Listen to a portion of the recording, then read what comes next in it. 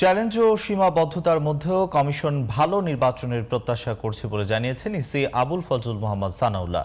সকালে রাজধানীর আগারগাঁওয়ে FED আয়োজিত এক অনুষ্ঠানে এমন প্রত্যাশার কথা জানান তিনি।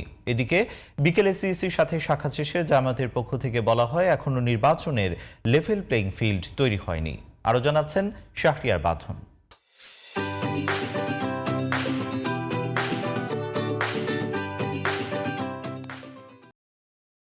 জাতীয় নির্বাচনে মনোনয়নপত্র বাছাই রিটার্নিং কর্মকর্তার সিদ্ধান্তের বিরুদ্ধে বুধবার তৃতীয় দিনের মতো রাজধানীর আগারগাঁওয়ে নির্বাচন কমিশনের নির্ধারিত বুথে আপিল জমা দেন প্রার্থীরা। এদিনও নির্বাচনের পরিবেশ ও নির্বাচনী ব্যবস্থা নিয়ে কমিশনের সমালোচনা করেন প্রার্থীরা।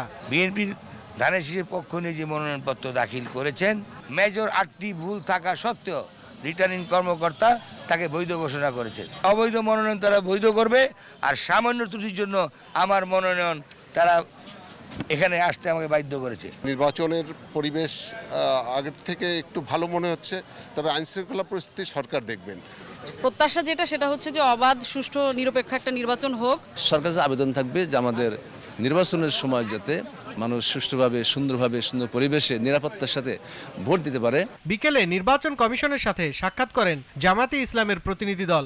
বৈঠক শেষে মনোনয়নপত্র বাছাইয়ের ক্ষেত্রে ইসির বিরুদ্ধে বৈষম্যের অভিযোগ এনেছে দলটি। এবার প্রার্থীতা বাছাইয়ের ক্ষেত্রে বড় ধরনের বৈষম্য আমরা দেখেছি, প্রশাসনের সিদ্ধান্তেরও ভিন্নতা দেখেছি।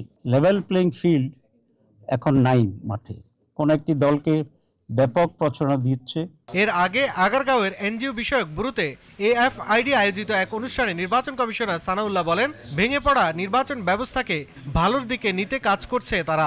অনেকটা হচ্ছে লাইনচ্যুত ট্রেনকে লাইনে ফেরত এনে আবার চালানো শুরু করা, বেয়ার মিনিমাম রিপেয়ার করে কিছু কিছু যন্ত্রাংশ রিপ্লেস করে অন্তত গতি দেওয়া। 2026-এ দাঁড়িয়ে আমরা যে প্রত্যাশাগুলো ব্যক্ত করছি, যৌক্তিক প্রত্যাশা। দুর্ভাগ্যজনক হলেও সত্য যে আমাদের একটা বিরাট ভ্যাকুয়াম হয়ে গিয়েছে। আমাদের সব অ্যাপিল প্রসেস শেষ হয়ে যাওয়ার পরেও যদি কেউ গিয়ে প্রার্থীতা ফেরত পান আদালত থেকে, তখন ওই আসনের সকল পোস্টাল ব্যালট নষ্ট হয়ে যাবে। এটা আমাদের একটা বড় চ্যালেঞ্জ, আইনি চ্যালেঞ্জ। সেটা নিয়ে আমরা কাজ করছি। স্বচ্ছ ও গ্রহণযোগ্য নির্বাচন অনুষ্ঠানের জন্য সবার সহযোগিতা প্রয়োজন বলেও জানান আবুল ফজল মোহাম্মদ সানাউল্লাহ। চলুন আমরা সবাই মিলে আমাদের অল কনসিকুয়েন্সিয়াল ইলেকশন অফ 2026 এটাকে যেন আমরা সার্থক করি। আপনাদের সবার সহযোগিতা কামনা করছি। আমি আশা করি আমরা সম্মিলিতভাবে আমাদের জাতির প্রত্যাশা ডেলিভার করতে পারবো। শাহরিয়ার বাঁধন, GTV নিউজ, ঢাকা।